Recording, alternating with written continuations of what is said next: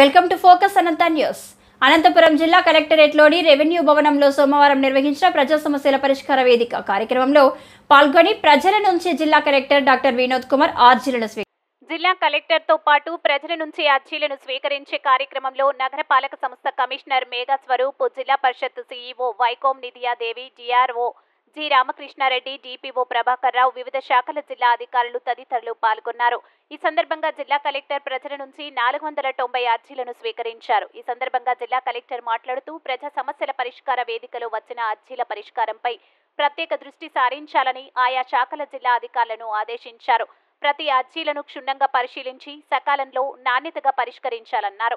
ఈ విషయమై ప్రతిరోజు మానిటర్ చేయాలని, అర్జీలను ఎలాంటి పెండింగ్ ఉంచరాదని, ఇందులో ఎలాంటి అలసత్వం ఉండరాదన్నారు.